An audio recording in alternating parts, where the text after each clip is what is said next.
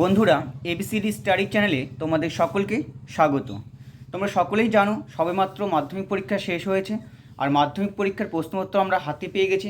তাই বন্ধুরা, চটজলদি আমরা সেই প্রশ্নের উত্তরগুলি একটু দেখে নিই।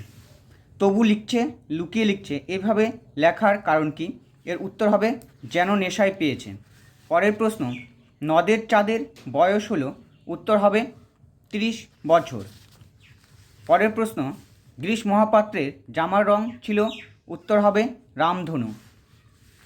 পরের প্রশ্ন, আফ্রিকা কবিতায় আদিম যুগ কেমন ছিল? উত্তর হবে খ নম্বর উদ্ভ্রান্ত। পরের প্রশ্ন, বহু যত্নে চিকিৎসিতে পঞ্চকন্যা পাইলা চেতন কতক্ষণ চিকিৎসা করা হয়েছিল? উত্তর হবে 4 দণ্ড। পরের প্রশ্ন, রাবণ ইন্দ্রজিৎকে রামচন্দ্রের সঙ্গে যুদ্ধ করার কোন সময় নির্দেশ দিয়েছিলেন? উত্তর হবে প্রভাতে। পরের প্রশ্ন, বিখ্যাত লেখক শৈলজানন্দের ফাউন্টেন পেনের সংগ্রহ ছিল, উত্তর হবে 2 ডজন। পরের প্রশ্ন,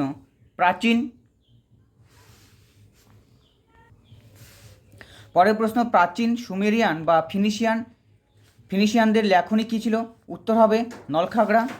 পরের প্রশ্ন, কত সালে কলিকাতা বিশ্ববিদ্যালয় পরিভাষা সমিতি নিযুক্ত হয়েছিল? উত্তর হবে 1936 সালে। পরের প্রশ্ন, অনুসর্গ প্রধান কারক হলো, উত্তর হবে 3 প্রকার। পরের প্রশ্ন, বুলবুলিতে ধান খেয়েছে, বুলবুলির সঙ্গে তে যুক্ত হয়ে কি কারক হয়েছে? উত্তর হবে কর্তৃকারক।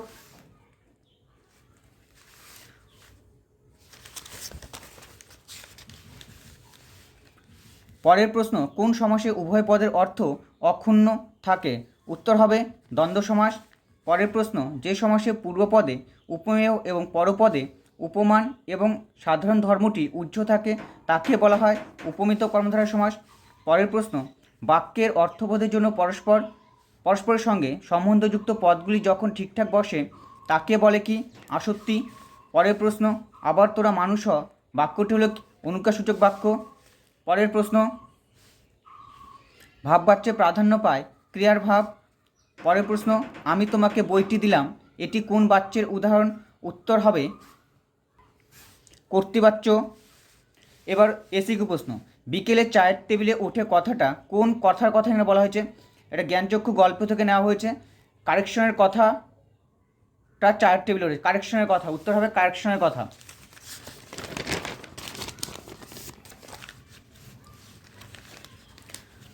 পরের প্রশ্ন, পরম সুখ কাকে বলে জানেন? বক্তা কাকে পরম সুখ বলেছেন? সকল সুখের বন্ধন থেকে মুক্ত হওয়াকে এখানে পরম সুখ বলা হয়েছে। পরের প্রশ্ন, তার আমি জামিন হতে পারি, বক্তা কার জামিন হতে পারে? বক্তা বলতে এখানে অপূর্বর কথা বলা হয়েছে, সে সব্যসাচী মল্লিকের জামিন হতে পারে। অমৃতের মা ওকে বেকায়দা ফেলার জন্য কি বলেছিল? অমৃতের মা অমৃতকে বেকায়দা ফেলার জন্য বলেছিল যে ঈশাব নতুন জামাটি পাওয়ার জন্য তার বাবার হাতে যেমন মার খেয়েছিল, অমৃত সেরকম মার খেতে রাজি কি না। নদীর বিদ্রোহ গল্পে লেখকের প্রকৃত নাম কি? নদীর বিদ্রোহ গল্পে লেখকের প্রকৃত নাম হচ্ছে প্রবোধ কুমার বন্দ্যোপাধ্যায়। পরের প্রশ্ন, সব চূর্ণ হয়ে গেল, কি চূর্ণ হয়ে গেল? এখানে কথকের মিষ্টি বাড়ি বারান্দা এর সমস্ত কিছুই চূর্ণ হয়ে গেল। অস্ত্রের বিরুদ্ধে একটি কোকিল কীভাবে গান বাঁধবে? উত্তর হবে সহস্র উপায়ে। অশুভ ধ্বনিতে ঘোষণা করলো, কারা কি ঘোষণা করলো? সাম্রাজ্যবাদী শক্তিরা দিনের অন্তিমকাল ঘোষণা করল। যথা বৃহন্নলারূপী কিরীটিকে, উত্তর হবে অর্জুন। বিস্মিত হইল বালা, বালা কি দেখে বিস্মিত হয়েছিল? সিন্ধু তীরে ভূপতিত পদ্মাবতীর রূপ দেখে বালা বিস্মিত হয়েছিল। ব্যাস, ভ্যাবাচিকা খেয়ে গেলাম। বক্তা ভ্যাবাচিকা খেয়ে গেলেন কেন? এটা হচ্ছে হারিয়ে যাওয়া কালিকলম থেকে নেওয়া হয়েছে। দ্বিতীয় বিশ্বযুদ্ধের পর প্রাবন্ধিক কলেজ স্ট্রিটে কলম কিনতে গেলে সেখানে গিয়ে তিনি ফাউন্টেন পেন কিনতে চান এবং দোকানদার অনেকগুলি ফাউন্টেন পেনের নাম একসঙ্গে বলতে থাকলে প্রাবন্ধিক ভ্যাবাচিকা খেয়ে যায়। ক্যালিগ্রাফিস্ট কাদের বলা হয়? লিপি কুশলীদের ক্যালিগ্রাফিস্ট বলা হয়। তাতে অনেকে মুশকিলে পড়েছেন। কিসে মুশকিলের পড়ার কথা বলা হয়েছে? উত্তর হবে রাজকার্যে দেশি পরিভাষা ব্যবহারের ফলে অনেকে মুশকিলে পড়েছেন। পরিভাষার উদ্দেশ্য কী? উত্তর হবে ভাষার সংক্ষেপ ও অর্থ সুনির্দিষ্ট করা। পরে ব্যাকরণের প্রশ্ন, উক্ত কর্তা কাকে বলে? উত্তর হবে কর্তৃবাচ্যের কর্তাকে উক্ত কর্তা বলে। অপাদান কারকে শূন্য বিভক্তির একটা উদাহরণ দাও। অপাদান কারকে শূন্য বিভক্তির উদাহরণ হবে ছেলেটি স্কুল পালালো, মানে স্কুল থেকে হতে থেকে চেয়ে বসলে অপাদান কারক হয়, শূন্য বিভক্তি যুক্ত। কদাকার পদটির ব্যাসবাক্য সহ সমাসের নাম লিখো। কু আকার যার বহুব্রী সমাস। ব্যাসবাক্য কাকে বলে? যে বাক্যের দ্বারা সমাসবদ্ধ পদের অর্থ বিশ্লেষণ করা হয় তাকে ব্যাসবাক্য বলে। আমি ছিলাম কালিকলমের ভক্ত বাক্যটিকে প্রশ্নসূচক বাক্যে পরিণত করো। উত্তর হবে আমি কি ছিলাম না কালিকলমের ভক্ত, প্রশ্নচিহ্ন হবে শেষে।